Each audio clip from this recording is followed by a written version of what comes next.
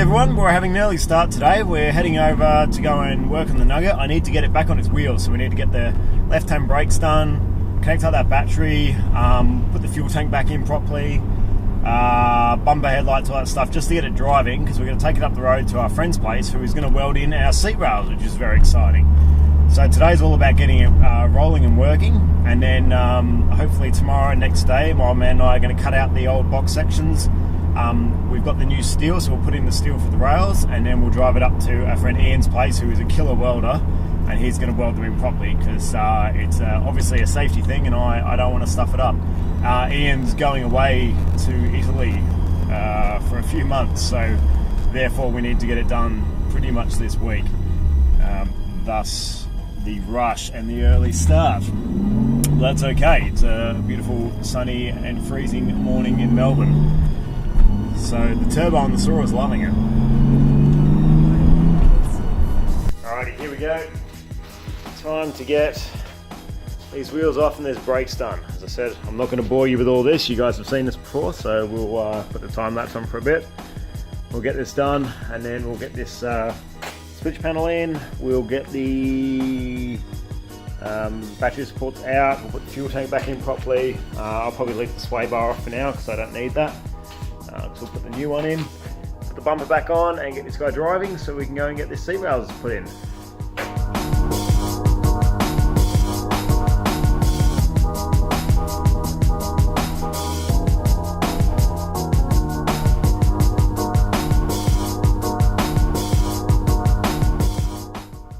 I haven't been doing much filming today because I've been trying to get things done. So the brakes, I've done the back brake, and that's all good. Worked out well. Unfortunately, the front brake, I got the hub off and everything, and the bearing pretty much fell apart. So that sucks. I'm going to have to get a new bearing before this all goes together, so that's really going to slow me down. But what can you do? So I'll speak to Maddie at Get Parts and get a new bearing organised. In the meantime, I've put the fuel tank back in and connected it all up. What I'm doing now is getting rid of, you might remember from the first or second video, there was this black, terrible, horrible sealant stuff. I think it's elastic or some shit that stuck to my shorts and ruined my shorts. I've been trying to get that off, so I've just cleaned off all the elastic off this, which took actually quite a long time. But now that's nice and clean, so we can have a nice clean cover on there without any of the black crap. We just use a spot of tape to hold that on. It doesn't need anything too amazing. Because we're going to be doing welding this, I have cut away the insulation and cleaned that off, and we've got a little bracket ready there, and I'll just make up a little bracket for that side too, that can be welded on once my old man is available, because I am a terrible welder. Next, I'm thinking about cutting these cables the right length and getting them ready to put on there, and then we'll see what else we can get done today. Okay, a bunch more work done. I've replaced all these screws with the proper countersunk ones, and that fits really nice, and I'm really stoked on that. Unfortunately, my local nut and bolt shop sucks, and they only had longer ones, so I had to cut every single one down, which is a bit annoying. I put a riv nut in here, and I put another block here, which works really well, so that's great. Yes, and I managed to get all the goo off this, which is fantastic, so that's all good. I can just tape that down. I'm now putting the connectors on the batteries. So the battery level has come up, that's our positive, that is our negative, and I'm just doing up an earth cable for the negative, which I'll bolt back here somewhere. Sorry, for the negative, so that's one end. I'm just going to cut it down and do the other. We do have a bit of an issue. It's a really freaking annoying one because I've already finished it, but unfortunately this plate won't work. The header controls, I thought I could get away with moving them down, but unfortunately it's just too tight behind it. There's the control box which controls which vent all the heat and cooling goes to, and unfortunately it's in the way when that is there, so that really sucks. I'm going to have to make a new one of these. It's not a huge deal, like it may take me half an hour, 40 minutes or whatever, but yeah, I'm going to have to move the heater controls up here to where they originally were. I know, I guess I'll have to put the kill switch down lower and things like that. It's not a huge deal, it's just another thing that's taking more time. As I've said before, I could cut a lot of this stuff out, but this is kind of showing the build of this little race car, and also the amount of crap that goes along with little things. Like, I've spent most of the day today just doing little things, you know, just trying to get things neatened up. The brakes took a lot longer than expected. The back wasn't too bad once I actually found the old spring pulling tool. That wasn't too bad. But the front, because it's such a pain in the ass to get off, I got it all off, which is fine, but then with that bearing falling apart, I've now pretty much got to wait for a bearing. So yeah, it's another one of those one step forward, half step back days in the shed, which kind of sucks. But we're getting there. I just need to get this car drivable so we can take it over to our friend Ian's and get this seat rail welded in. I think I've got a couple of weeks till he goes away on holiday. So yeah, we'll keep trucking along with all the little bits and get this thing back on its wheels.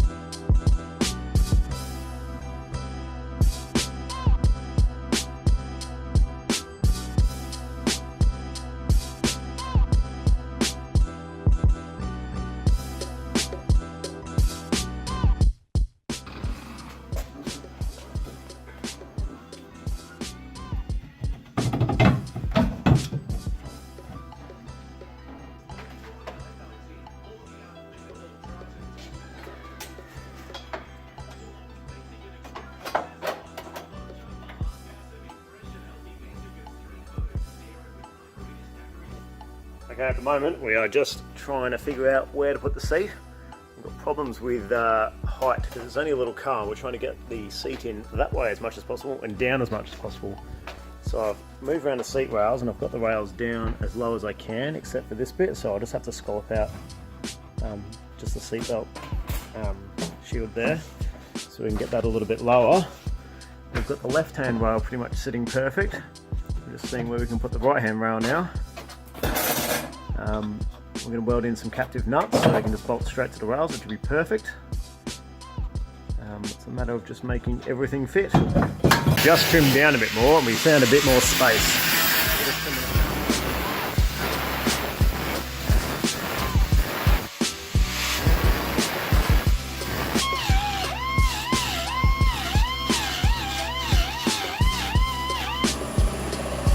We ran out of linishing blades.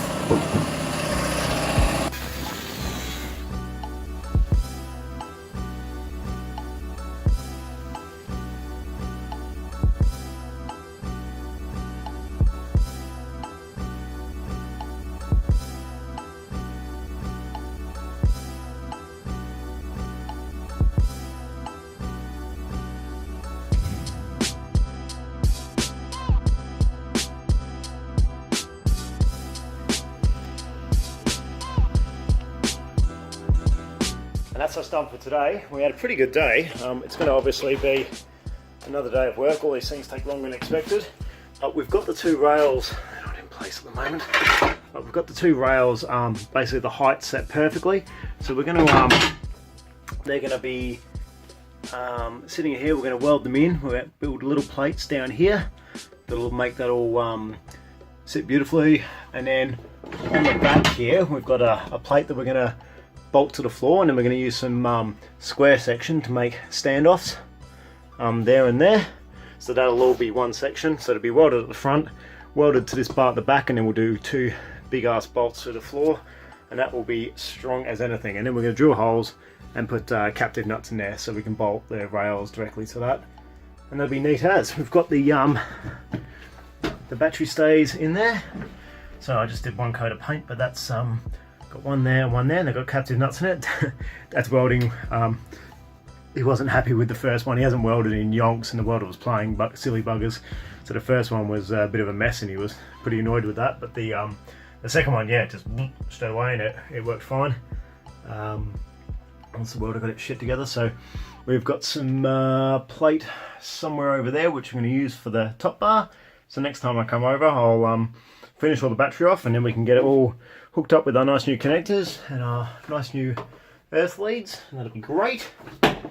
And that is quite a bit of work done.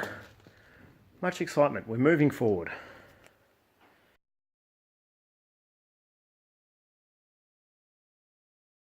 Hey guys, so I haven't been able to get back and work on the cars. I've been pretty busy, but I've had the afternoon off and I've decided to do something, a bit of a side project that I've wanted to do.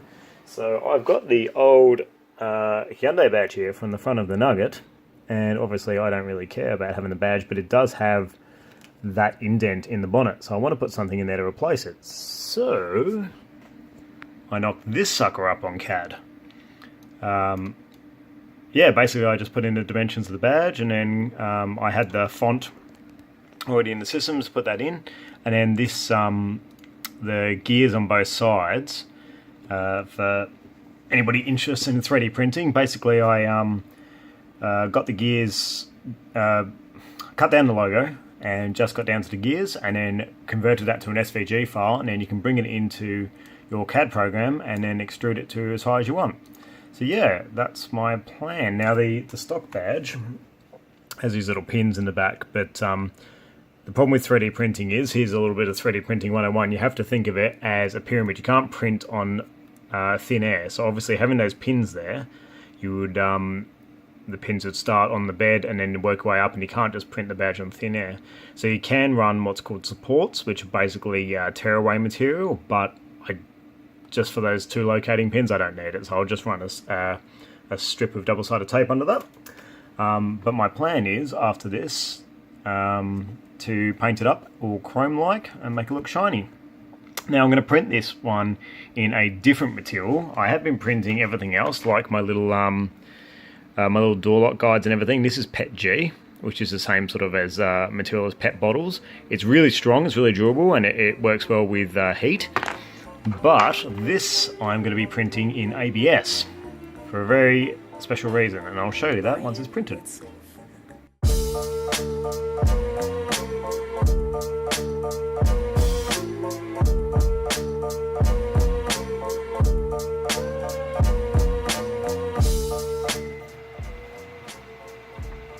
Cool, so the print's finished. It came out pretty good. We're just going to clean up a few little bits. I've already cut the raft off, so the raft is the ring around the outside, and that helps it stick to the printing bed. So we'll give it a clean up, and then I'll show you the next stage. So the reason I printed this thing in ABS is because ABS melts in acetone. This stuff. So what we can do is, if we get a Tupperware container like this with some paper towel on the bottom, and then we use a bit of tin foil, we can put some acetone in the paper towel, put that guy in the tin foil, put it in there and seal it, and the vapours from the acetone will slowly melt it, but not a heat, but just enough to smooth off the surface. Those lines at the back of the Nugget project, I'm going to smooth out completely, but that's not a problem, but the rest will just smooth out a little bit. The problem with the vapours of acetone is they're heavy, so they sit low. So really what I want to do later on is do a bigger container with a couple of little tiny PC fans inside that just circulate the vapours, and that gives it a much more even melt. But for this, because it's so low, that will be perfect. As we'll put a bit of the acetone in there.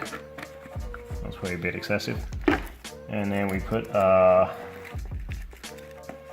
bit of foil in there, and then put our logo. Put the lid on and seal it, and now we can pretty much put a timer on for about 10-15 minutes and just let that sucker melt. Alrighty, here we go, 20 minutes later. It looks a bit funky, but it's basically smoothed it out a little bit. It'll continue to smooth for about another 10 minutes. And hopefully once that paint's up, it should look a bit better. So we'll let that dry off and we'll give it a paint in the morning. Okay, I sprayed that with some charcoal paint and let it dry overnight, and now we'll put on some of this cheapo chrome crap and see how it goes. And we're done. Calling that paint chrome is probably a little bit of a stretch, but I think it's pretty standard for a cheap can. I'd love to use the Ulsa brand, ALSA. YouTuber. It is amazing stuff. You can paint it on with a brush and it goes smooth and mirror-like within seconds, but it's also extremely expensive. So that's not going to happen. But for a little side project that has absolutely no bearing on how the car operates, it's just a bit of fun. That's pretty cool. So once the car's painted, I can slap that on the front of it.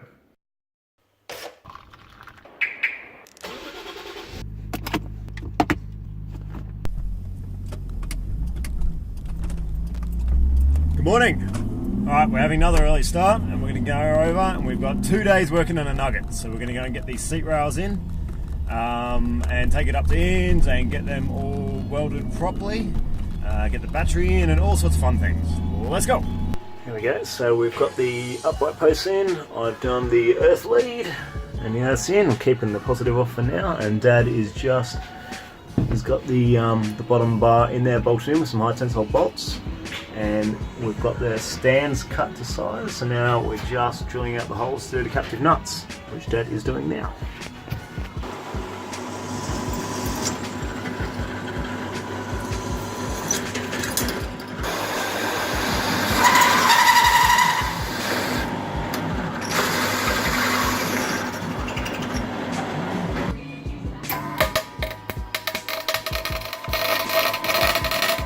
There's my fancy little battery tray holder, so it's 3D printed that, and I've got some locating holes there, and then it's got the blocks that sit down the side, so that holds it that way, and then the bar goes over the top, a couple of nuts, and then he's done, and then we can work out the lid.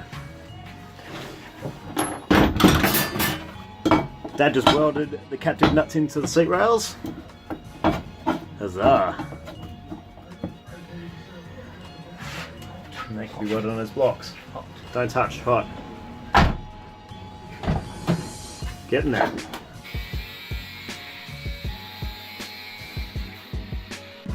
We've got the local radio going on again. Anyway, so we're going good. Dad's just trimming up and getting all this ready to be welded. All these are pretty much measured up. We've got the nuts, the captive nuts tacked in there. I'm doing the battery at the moment, so the battery's now all clamped in there. I've shortened off the stays and I've just cut the lid, and the lid fits on there nicely. Just do one hand, there we go. I've just got to put a little tab there to secure the lid on, and that's good to go. Look at this shininess.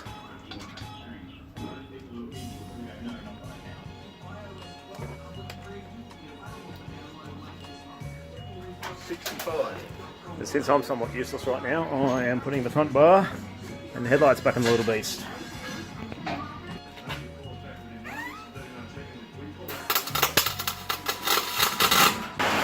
For all our international viewers, welcome to sunny Australia.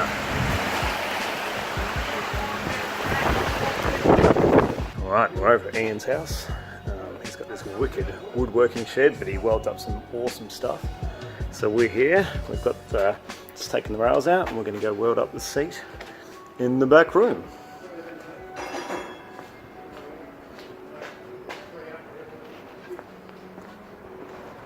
Are they going to get any more done for you?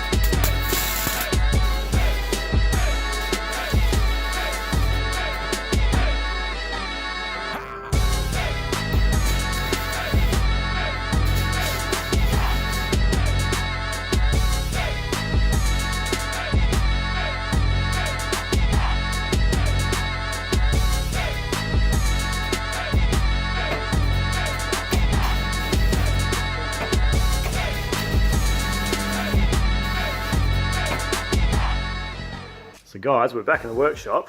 We've got the beast home, and look what we've got. Bloody race seat that's bolted in and welded in. Turned out great. So I'll get round here and we'll show you what's been going on. Sorry I didn't film so much while we were at Ian's. We were kind of busy, but we've now got the seat rails welded in the front there. We haven't cleaned them up yet, but they're welded in with these nice plates, both sides that Dad made up. At the back, that's all welded up and then bolted with 3 high tensile bolts to the ground. So that sucker is not moving. That is in there bloody good. So that's great. So that's one of the major things we needed done. I know it's nice to finish the video with it all painted up, but we don't have time at the moment. So next video we'll give that a file down and a paint. We're going to make our new center panel. Our battery's now all done and it all flies up really nicely, which is great. So we've got the bar in there, we've got our 3D printed thing underneath, we've got a nice earth lead, and the lid fits well. I just need to work out a strap to strap the lid down. Next few things I want to do is just get rid of some of these old cables. These are speaker cables, which we obviously don't need, so I'm going to rip all them out and take them all off. As I said, we're going to add the center panel. We need to get our gauges hooked up, so we've got to put the sensors in the engine bay and run all the wires and hook them up. I've got a little fuse box which I want to mount down here, and that'll be the fuse for the gauges. We will be extending the shifter, so we'll be moving the entire assembly up, and then shortening the shifter and shortening the throw too. So I've spoken to Ian about welding that up once I cut it all up, and he's happy to do that, which is fantastic. Engine wise, she's actually running pretty good. We just need to do a flush. Super Cheap Auto had a deal on oil, so I just got some average run-of-the-mill oil, which cost me only 30 bucks instead of 60. And I've got some radiator flush to run through the rad again and clean that up. And I've also got some oil flush to run through the engine and flush all the crappy oil. But brakes are done. We've got all the brakes in there, done and bled. This little guy is getting there. Very excited. So we've still got a lot to do for this little car, but it's on the way. Once again, guys, thanks for watching. It's much appreciated. As always, I've had a lot of feedback. I've had a lot of comments. A lot of people were saying they're enjoying the build. I know it's a lot of muppeting around, and I'm not a mechanic. This is not my full-time job, obviously. I'm actually a photographer, and this is purely me wanting to build a race car and sharing the adventure with you. So I really appreciate all the comments and the likes and the advice and everything. So thank you so much for watching, guys, and the next video will be up in a week or 2. Cheers.